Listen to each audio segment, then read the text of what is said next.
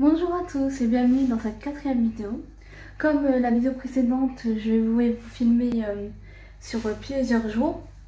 Donc celle-ci va être consacrée à mes ressentis sur mes séances de footing. Même si je ne suis pas très douée en course, mais bon, on commence petit à petit.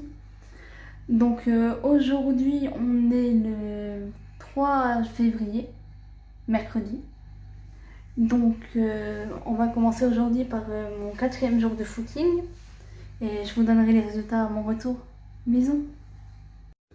Voilà, je reviens en fin de ma course. Je suis explosée.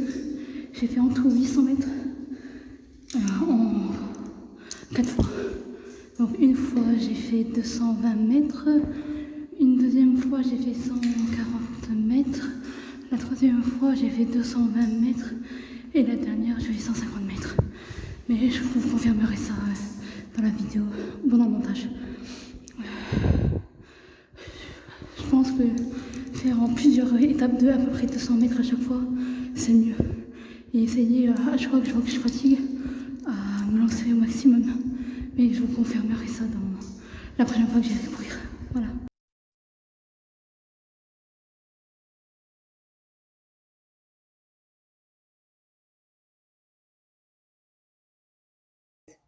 Normalement, je devais vous tourner le jour numéro je ne sais plus combien du footing. Mais malheureusement, quand je suis rentrée du footing la dernière fois, je ne commençais à ne plus me sentir bien. Donc j'ai dû m'allonger un peu.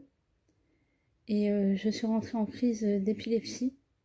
Mais pas celle que vous pouvez croire d'habitude où il y a des mouvements de tremblement et de raidissement et que la personne perd conscience. Là, j'étais totalement consciente. Donc j'ai appelé mon compagnon qui était en visio à ce moment-là pour lui dire ouais, je me sens pas bien. Donc il m'a dit je te ramène à manger, il m'a ramené à manger, à boire et tout ça. Normalement, c'est pas ce qu'il faut faire parce que si il arrive quelque chose et qu'on doit vous opérer après à l'hôpital, si vous avez bu ou mangé un truc avant, c'est pas conseillé. Donc il termine son cours en visio, il appelle les urgences. Les urgences appellent SOS médecin. SOS médecin arrive à la maison, il m'ausculte. Vu que j'étais à moitié dans le gaz, mais très consciente, je faisais très mal les exercices, ce qui a énervé le médecin. Mais une fois qu'il a compris que c'était pas vraiment moi qui voulais pas faire les exercices, c'est moi, mon cerveau qui était vraiment très très ralenti. Il s'est excusé de s'être énervé sur moi, heureusement. Mais bon, après je peux le comprendre, tu vois, s'il voit que la personne, elle fait pas les trucs comme on lui demande, ça peut être énervant. Après, si tu réalises pas que c'est la meuf, c'est pas sa volonté de pas vouloir faire bien l'exercice, mais que vraiment c'est un problème de santé, là, bon, je n'en veux pas. Après, j'étais au lit, parce qu'il est reparti, il a donné après, il m'a donné une ordonnance, que j'ai pas pu aller parce que de toutes les façons, j'avais du mal à parler, j'arrivais même pas à aligner deux mots. Si je voulais dire le soleil est bleu, je te disais, ce qui voulait absolument rien dire. Donc mon compagnon a été chercher les médicaments, je les ai pris, j'ai été au lit de 17h à 23h la première fois. Je me suis réveillée, j'allais toujours pas bien, donc je me suis recouchée au bout de 10 minutes, je crois. Je me suis réveillée le lendemain matin pour faire mes cours. Je comprenais rien.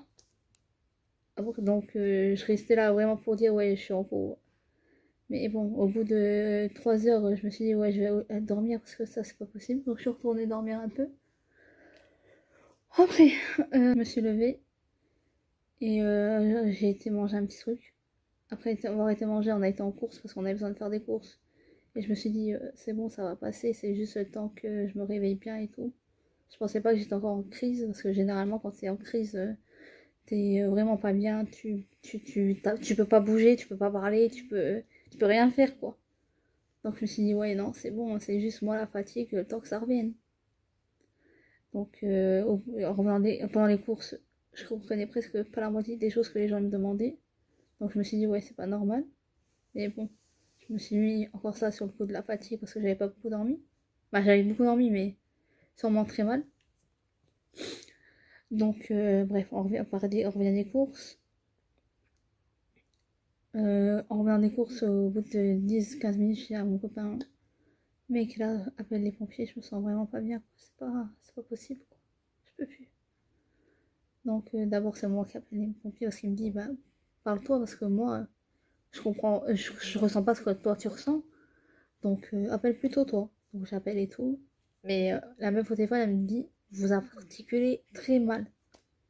Déjà que j'articule pas très bien à cause de ma fente palatine. Donc là, c'était encore pire. Donc, je repasse mon compagnon. Elle discute, nanana. Il m'amène aux urgences parce que vu qu'on avait un moyen de commotion, on a été nous-mêmes. Il me dépose devant le bâtiment des urgences. J'y vais à pied. Je dis comme quoi on m'attend. Je vais en salle d'attente. Après une heure ou deux, c'est une infirmière qui... Non, je crois que c'était très rapidement cette fois-ci.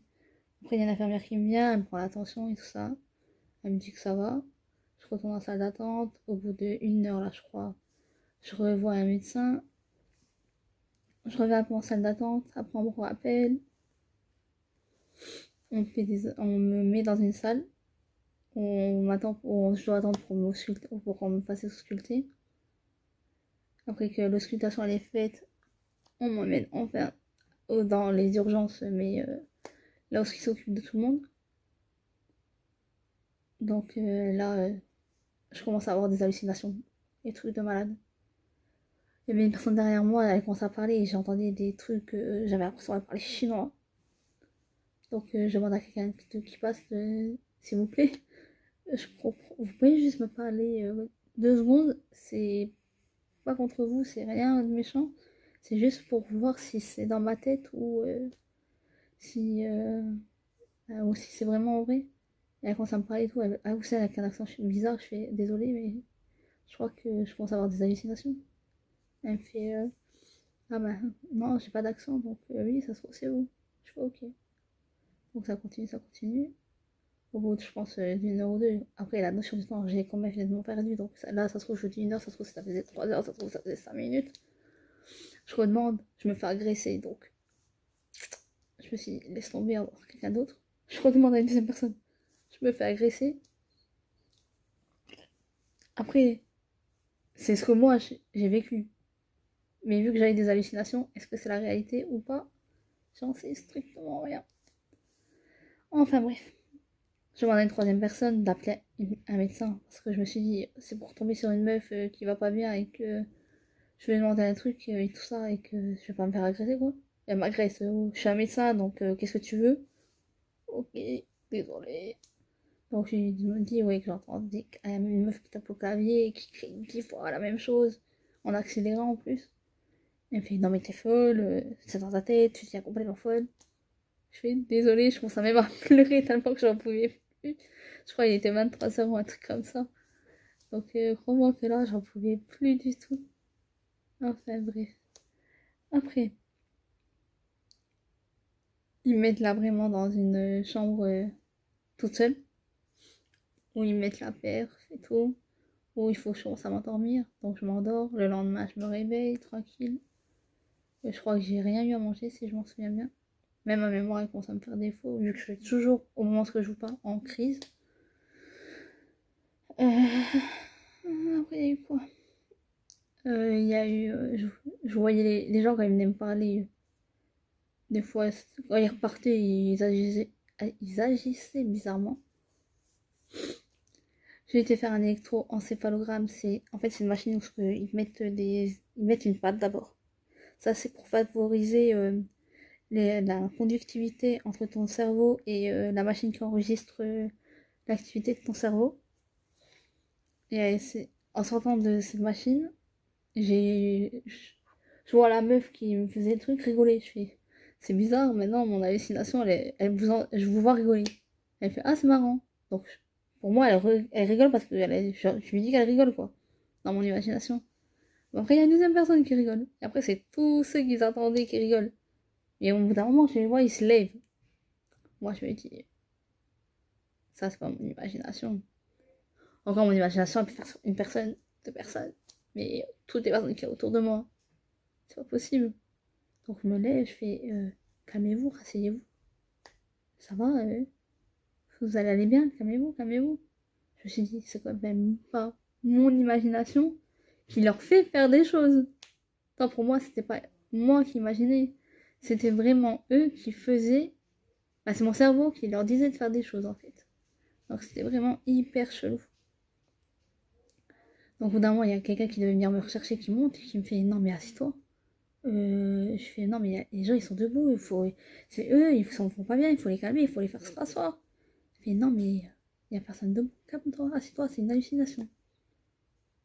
Moi j'étais à la limite envie de pleurer, meuf, c'est pas possible que ça soit une hallucination. Mais ici en fait c'était vraiment une hallucination. C'est comme là, j'ai l'impression qu'il y a des gens qui toquent tout le temps. Alors qu'en fait non. Après donc je redescends, il se passe tranquille. À un moment je regarde dans le couloir. Les infirmiers ils commencent à réagir bizarrement. Je vois leur tête bouger comme ça, dire pourquoi je réagis comme ça, pourquoi je réagis comme ça. Ils ont continué à avancer. Des fois ils traversaient les murs. Je me dis ouais c'est pas normal, ils traversent les murs. Ou des fois j'ai envoyé qu'ils arrivaient là, qu'ils réagissaient bizarrement. Des fois. Imagine ça c'est la tête. Je l'ai prise là, tu vois, pour imaginer, toi c'est la table qu'il y avait dans la chambre d'hôpital. Pardon. Donc là, toi, t'as un bout de tête. On va pas dire que toi, c'était toute la tête. Par exemple, là, c'était le front. Et là, t'avais toute une traînée de sang.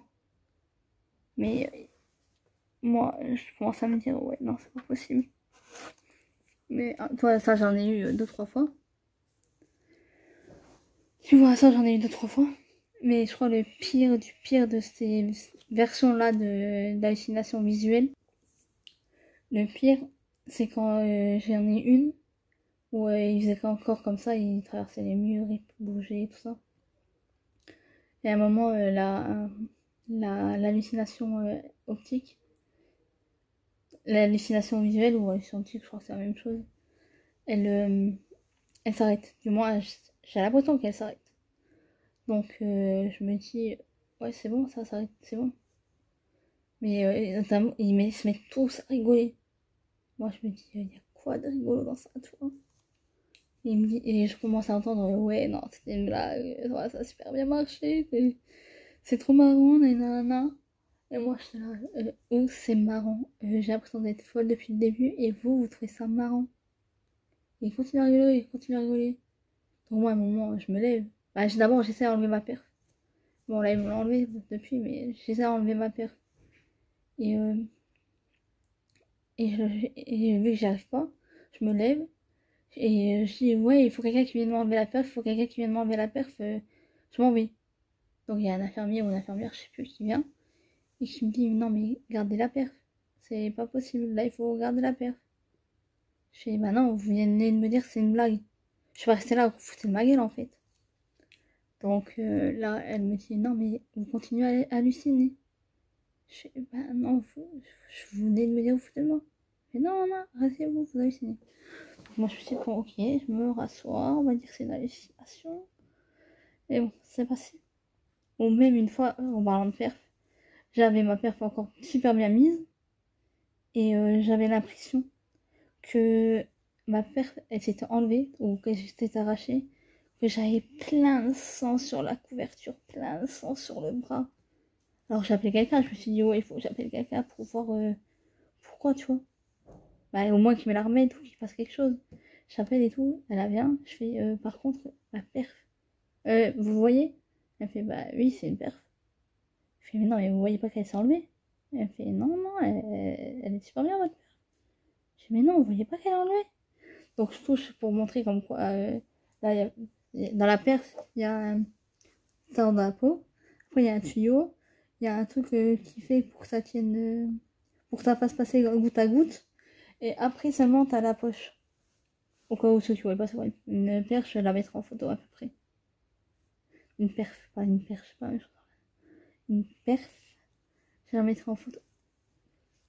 Donc, je touche et je la bois, hein. Et je sens pas. Donc, je me dis, bizarre. Bizarre. Donc, bon, je me dis, d'accord, c'est encore une hallucination, c'est super. Le jour même, bah, c'était là, on est jeudi. Donc jeudi soir vers 23h, la neurologue passe, ou c'était un peu plus tôt quoi. La neurologue passe pour me dire que je suis toujours en crise, que le scanner est bon, que le EEG montre comme quoi mon cerveau est toujours actif, donc c'est là que j'apprends que je suis toujours en crise, et que c'est peut-être pour ça que j'ai des hallucinations, et que on va me faire un IRM cérébral, que j'attends toujours. Mais bon, il y a beaucoup de monde, donc je peux comprendre que l'hôpital est hyper surchargé, surtout qu'on est en période de Covid, donc ça doit être hyper dur pour les aides-soignants et tout ça, et pour les infirmières et pour les médecins. Donc gros soutien à eux, même si de temps en temps j'étais vraiment énervée, mais après moi c'est dans mon cerveau en ce moment ça va super pas bien, donc un petit truc ça m'énerve. Mais j'en suis vraiment désolée aux infirmières, aux infirmiers et aux médecins, que j'ai pu des fois être vraiment peut-être un peu agressive, mais c'est vraiment pas contre eux en fait, c'est vraiment moi qui me sens pas bien. Et j'essaie à me canaliser, mais c'est plus fort des fois que moi. Quand ça dure 5, 15, 20 minutes, au bout de 20 minutes, en fait, j'explose, même si j'aimerais pas. Ah oui, après sa visite, on m'a enfin transféré à un autre hôpital, à un autre service, où ce que je suis en ce moment, qui est super bien, où ce que j'adore les infirmières, elles sont super sympathiques, où ce que celle qui s'occupe de moi, c'est une perle, je trouve. Elle m'a dit, hésite pas, parce que plus d'une fois, elle m'a déjà vu arriver, elle est déjà arrivée alors que j'étais en pleurs, parce que j'arrivais pas à calmer mes hallucinations auditives. Donc je mettais ma musique à fond pour me calmer, même si ça marchait pas trop, mais bon, on essaie à faire comme on peut. Et elle était venue, elle m'avait dit non mais vraiment quand ça va pas, appelle, c'est pas grave. Donc franchement merci beaucoup à elle. Je peux pas la citer mais merci beaucoup à elle. Si un jour elle voit cette vidéo, merci. Et en tout cas, c'est très dur. Hein. J'essaie à pas montrer les émotions parce que j'ai pas envie de pleurer devant une caméra.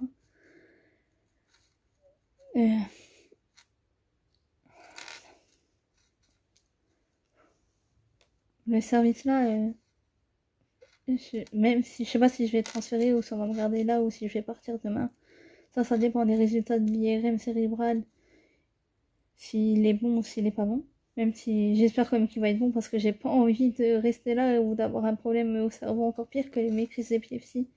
Parce que déjà les pires crises d'épilepsie c'est pas marrant, alors les crises normales encore moins. Oh, les problèmes cérébraux encore moins. Et donc au début j'avais pas le droit de manger. Quand je suis arrivée le jeudi à 23h j'avais pas le droit de manger. Parce que comme on n'avait pas encore les résultats de l'électroencéphalogramme, ni les résultats ni l'avis ni l'avis de... j'aurais pas dire. Ni l'avis du neurologue. Donc, j'avais pas le droit de manger. Donc, j'ai dû attendre le lendemain. Mais quand j'ai pu manger, j'avais hyper la dalle. Donc, j'ai tout mangé. Franchement, en plus, on dit la nourriture de l'hôpital, elle est dégueulasse. Mais regardez, j'ai des crêpes au chocolat. J'ai entendu ça, j'étais trop contente. Enfin, je vais pouvoir manger des crêpes au chocolat. Franchement, je sais que j'étais en rééquilibrage alimentaire, mais là, je suis tellement au plus bas du bas du bas de mon moral, de ma santé mentale et tout. J'avais même arrêté le coca, j'avais réussi à arrêter le coca. Mais bon, un peu de coca, ça me réconforte, ça me donne de la force pour pas craquer, pour pas me tailler les veines. Donc, franchement, je préfère peut-être regrossir 1 ou 2 kilos, mais être en forme. Après,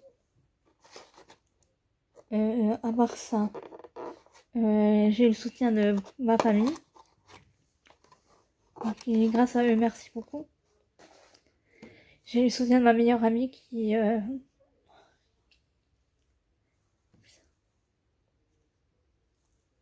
voulais pas pleurer.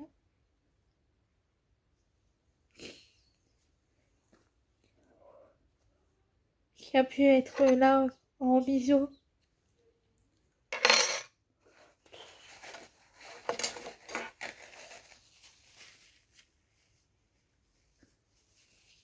Ma meilleure amie qui a pu être en visio avec moi quand j'allais pas bien. qui étaient là avec des paroles réconfortantes. Celles que vous avez pu voir dans la vidéo Elfie et cuisine avec ma meilleure amie. Que même à 800 mètres, franchement, c'est une perle. Mes parents aussi, c'est des perles, mais ça, je pas besoin de leur dire. Et je pense qu'ils le savent. Ma soeur aussi, c'est une perle, elle a été super. Et je suis désolée de les inquiéter comme ça. Merci aussi à Clotilde, que on se parle pas souvent, mais à chaque fois qu'on se parle, c'est un amour. Elle m'a donné plein de conseils que j'essaye à mettre en place. J'ai fait mon premier je vais dire mandala. Bon, il est pas super, hein, mais c'est un début. Et merci aussi à mon compagnon qui m'a ramené mes amis au moins hier. Et qui, j'espère, va encore passer de temps en temps me voir. Parce que franchement, c'est une petite bouffée d'air qui me fait super bien. En tout cas, pour l'instant, j'ai rien d'autre à dire. Mais merci à ceux qui ont écouté jusque-là. Et en espérant que je puisse continuer les vidéos YouTube, en tout cas, vous pouvez mettre un like, commenter si besoin. J'ai oublié aussi de dire merci à Glenda pour ses messages parce que je suis désolée, mais des fois, ça, les 2-3. J'ai des trucs qui s'oublient. Et merci aussi à toi, Glenda. Donc, n'hésitez pas à vous abonner, à mettre des likes, des commentaires. Et si vous avez des questions sur l'épilepsie, sur le bec de lièvre ou sur ce que vous voulez, n'hésitez pas. Bisous. Hello. Donc, aujourd'hui, on est le 8 février, lundi. Normalement, je vais passer un examen, mais toujours hospitalisée. Donc, malheureusement, j'ai pas pour aller. Ça me dégoûte un peu, mais bon, on n'a pas le choix. Donc niveau santé mentale, toujours mes hallucinations auditives.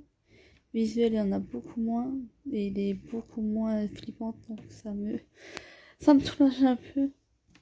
Sinon, toujours le soutien de ma famille, de ma soeur, de ma mère, même du copain de ma soeur. Ça m'a vraiment surprise, mais vraiment, ça m'a beaucoup...